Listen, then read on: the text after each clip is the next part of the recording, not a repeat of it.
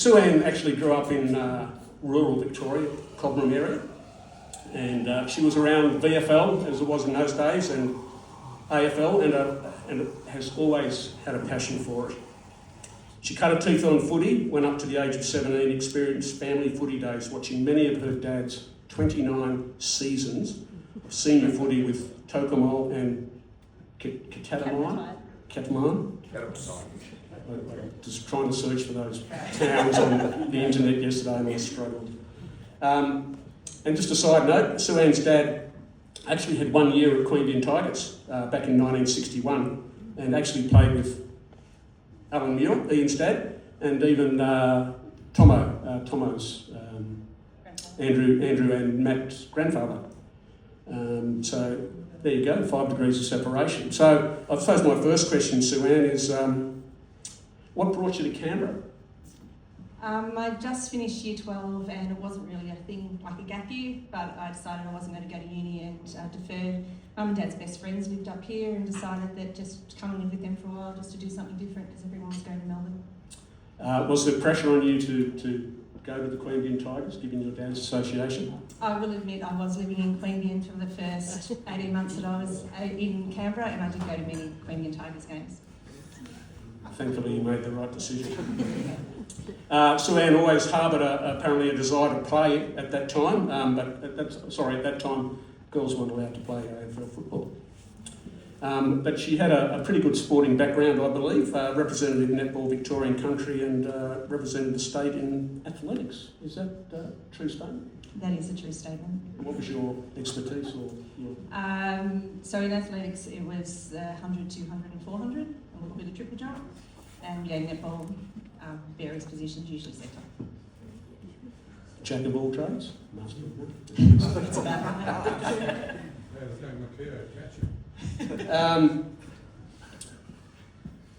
Sue Ann was married to Phil McKeough, and has a daughter Alex and 2 sons, Lenny, Lockie, who's here, and Luke, who's here as well.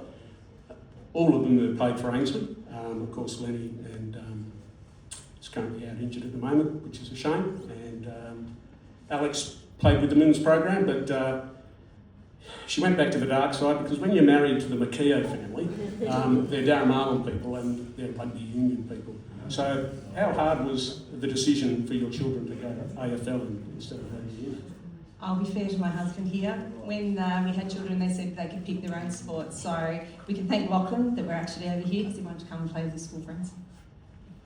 Fantastic. Sue Ann got involved with Ainslie Juniors program in 2011, obviously when her children started playing. She's managed several junior teams from 2013 to 2020, both boys and girls. She was made the AFC Juniors Volunteer Year of the Award in 2015. I think that was actually a family award because one of the things about when you are junior president and involved a lot, it requires your family as well. So I probably should say thank you to Phil because he ended up doing a hell of a lot across those years, even to the point that he had to give up rugby union and went to all the trainings and helped out with all the trainings. So, and then the poor kids got dragged for hours and hours and had to hang around football. So it was a family award to all of them. Well done, Phil. He's actually my pool man at the moment, so if you need a pool cleaned, go and see him.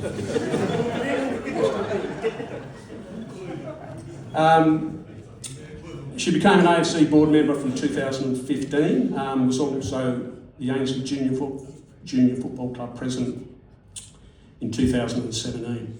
In those years from sort of 2016 to present, you could say we had a lot of success.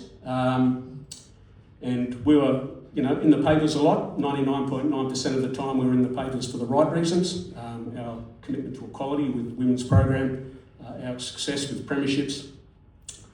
But there was also a dark side, a challenge for Ainslie Football Club with a particular individual.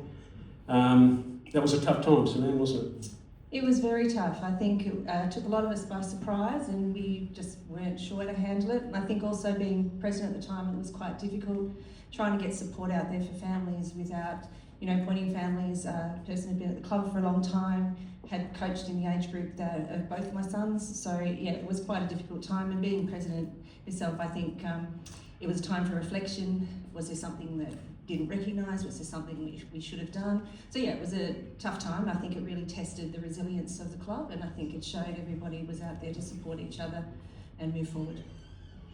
Thank you. And we did. We were in constant contact with the AFL.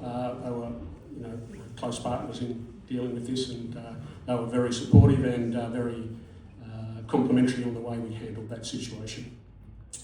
Sue-Ann then became sort of my vice president, senior vice president in October 2021, and we had a vision that perhaps for the 2027 we'd have a female president of the Ancient Football Club. But when I stepped down, obviously, we are volunteers. We do have full-time jobs. Sue-Ann's got a very busy and stressful full-time job looking after our precious politicians up at Parliament House with their IT requirements. Do you ever have aspirations of becoming the president? No. I knew that was coming. But we obviously found a very good replacement in McKeough. Sue-Ann, who would you like to thank? Oh, there's too many people to mention names. I think I'm very honoured to be made a life member. It's something that shocked me. I didn't expect that to be. I've done a lot of work around the club, but that's because I love the club. And from the time that we arrived, when Lockie was under 11s, we've been welcomed, and it is a family. People talk about it being a family, but even through hard times, everybody's there to support each other. So everybody that I've worked with and supported me, I'd like to thank. But yeah, truly an honour. I'd also like to say congratulations to Simon and Renee. I think it's well deserved from both of you.